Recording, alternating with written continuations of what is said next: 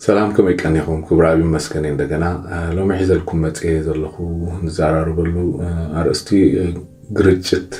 أب حدارن أقوى بفاتات حون تبل قدام يكفالي حيث متئي زلخو أتو قبراين ويزورو لتاين أماكينا نسديو ويزورو أتو قبراي كزور كله مالتي قد خركر له تخركر دما ويزورو لتاي ناتو قبراي بسبيد ويدما بفطنة يزور إلى تخصو أتو قبراي دما يقبلوني ويزورو لتاي ناتو قبراي انتاي لا تخصو نسخاب بزعبا دحننتي ايتقدسني إذا نفط أنكا نعي الشغلن له نبلكوها ناتي مشغالن زي مشغالن أي قد سكاني نعها دس بلك خاتكبر بزعباي ولا حدا كير ويدما حاليتي بلك سخات تدلي خاتكبر ياتولو ويزورو قبراي دما أبا أتو قبراي دما بنتسارو نسخي بزعباي ويدما أباي متأممان سلازي بالكيمبر قدم حجيناي ترافيك أكسيدنت ويدما ناي حدقا تاريخي بالليل ناي ترافيك مقطعتون يبلي أما زواري وحس مخاني أنا فلتي نسخن بأي سلازيت تأمامني أنا قبرو تقول نجر سلاستايدي تكبر أبا ينعقد سلازلكي بحد زيرو مبرع وحدقاك على عكس أي فلتني إذا تولي يزل خدمة ورتعاوي كونا يزولا إذا خركر قد تعالي يزخيت أمونغو أتو قبراين ويزورو لتاين بنصارو كالي سدرابي دما دا أتو غرز جيرن ويزورو تخان نبلو نغو غلغلا نغو هتاتنا بسرح كوغسو قلو أب تمساسالي كتع ويدما قرج يا أتو غرز جير كزور خلو ويزورو تخا بزاورو ويدما بفطنة تزاورو حقوستي كونت نمتاها كنز تفطن زلخا نمتاها قصا كنز سبيد اب تكبر زلخا مستو بلو دما أتو غرز غير سبيد تكبر زلخا ويدما فطينة زور زلخو نابسر حاب زي من تخركب ايه እቲ ምኽንያት ድማ ስኽ ዶንጊኺ ካብ ገዛ ስለ ትብገስ እዩ ኢሉ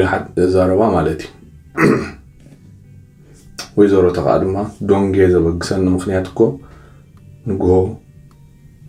ክት ምስተሳእና ንስኻ አንጊካ ነቲ ሽንት ቤት ወይ ድማ ነቲ ባኞ ንሓደ ረብዕ ሰዓትን ዝያድኡን ስለ ትበሕቶ ብሓራይ ምስ ቆረስና ድማ ነቲ ቢያትታት كحاتمون كالعلو نتقرص كالعلو سلازل نسو كويدو دونجيني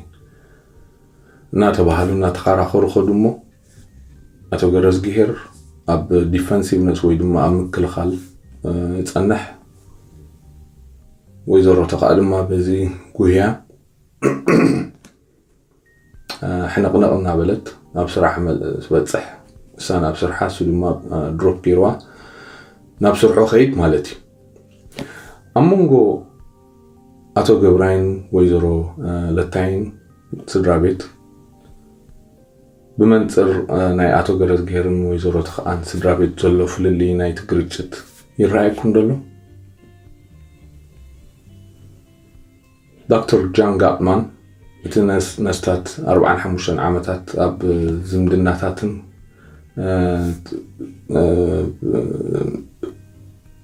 سدرابيتاتن نوح مصنعت زغبره ابزخونه يكون سدرابيت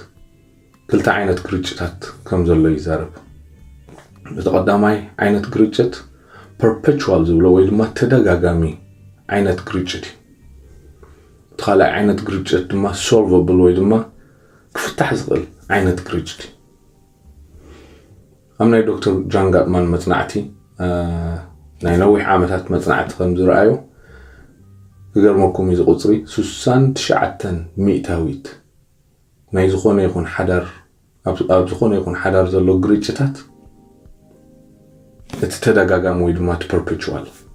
ግርጭታት ሱሳንቻት ተስተረፈ 31 ዓይነት ግርጭታት ግን እቲ ክፍታሕ ዝከኣል ዓይነት ግርጭታት እዩ ፍታሕ ከኣል ማለት ኩሉ ዝፍታሕ ማለት ከም ዘይኮነ ብድሕራይ ክንርኤና ግን ኣተኣላልዩ ይፈላለይ እቲ ተደጋጋሚ ዓይነት ግርጭት ጌርካ ትፈትሖ ትኽእል ወይ ድማ ጌርካ ሃንድል ክትገብሮ ዝግባእካን እቲ solvable ወይ ድማ ፍታሕ ዘለዎ ዓይነት ግርጭት ጌርካ ክትፈትሖ ትኽእልን እንተዳ ፈሊጥናዮ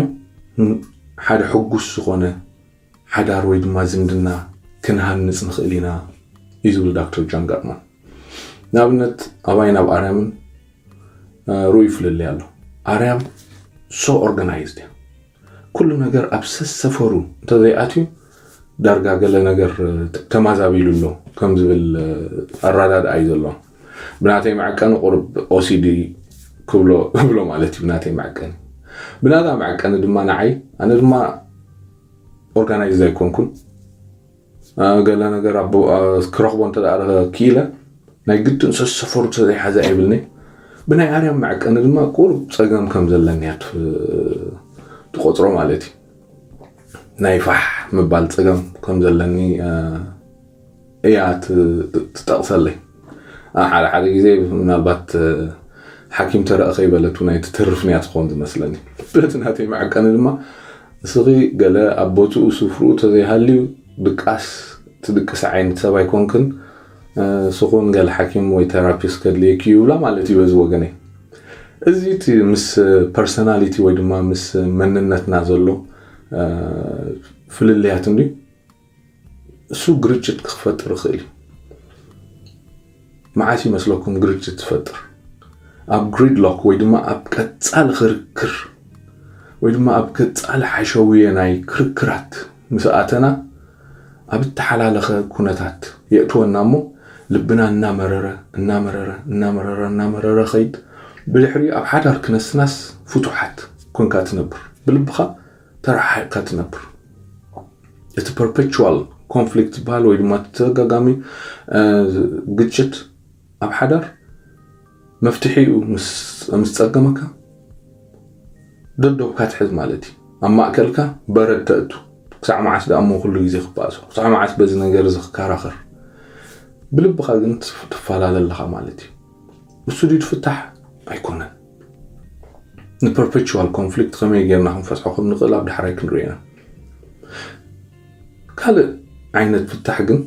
እቲ ክፍታሕ ዝኽእል ግርጭታት እንብሎም ድማ ካልእ ዓይነት ኣገባባታት ሓይዘሎም ንኽልቲኦም ፈላሊኻ ምርኣይ ግን ብዘይ መጠን ኣገዳሲ እዩ ከምቲ ዝበልኩኹም 69 ካብ ሚእታዊት ካብ ግርጭታትኩም ተደጋጋሚ ስለዚ ከመይ ጌርና ምዝ ተደጋጋሚ ግርጭታት ከመይ ኢልና ንረብሓና ተጠቂምና ኮፒንግ ስኪልስ ተጠቂምና ናብ ዝበለፀ ናብ ዝሓሸ ናብ ዝጣዕሚ ሓዳር ከነሰጋግሮም ክንክእል ብዛዕሚ ኣገዳሲ ሜላይ ማለት እዩ ምክንያቱ ተኻል ኣማራፂ ምስኡ ተመሪርካ ብልብኻ ተፋላሊኻ ምንባር ስለ ዝኾነ ሓንቲ ሓቂ ክንዛረበላ ዘለና ገሊኦም ነቲ 69 ተደጋጋሚ perpetual ዝኾነ ኮንፍሊክት ንኽኣል እዩ ካብ ሓንቲ ናብ ካልእ እኸዱ እሞ ካልእ 69 ሚእታዊት ፀገም ዘለዋ ካልእ ረኽቡ ማለት እዩ ስለዚ ዝገበርካ ጌርካ ናብ ዝኸድካ ኸድካ እተን 69 ዝኽመፃኸየን ኣይኖት 69 ኢኻ ምስአን ክትነብር ይትሕቶ እምበር 69 ሚእታዊት ናይ perpetual conflict ወይ ድማ ተደጋጋሚ ግርጭት ዘምፅእ ኣብ ዝኾነ ይኹን ሓዳር ምህላው ክንፈልጥ ከገድሰናይ ስለዚ እንታይ ንግበር ነቲ perpetual conflict ብኸመይ ንፍትሓዮ ነቶም solvable ወይ ድማ ነቶም ክፍትሑ ዝኽእሉ ኣብ ኢድና ዘለው ግርጭታት ድማ ከመይ ንፍትሓዮም ኣብ ዝመፅእ ዘሎ ሰሙን ብሓባር ክንሪኦም ኢና ፅኒልኩም ስለ ዝሰማዕኩም ኣመስግነኩም ዝሓሳብ እዚ እንተደኣ ፈቲኹሞ ናብ ካልኦት ሼር ግበርዎ ሳብስክራይብ ተደኣ ጌርኩም ድማ ኣብ ዝመፅእ ዘሎ ሰሙን ኣብ ዝውፃኽዎ ቪድዮ ሓበሬታ ክበኩም እዩ ማለት እዩ ይቐኒየለይ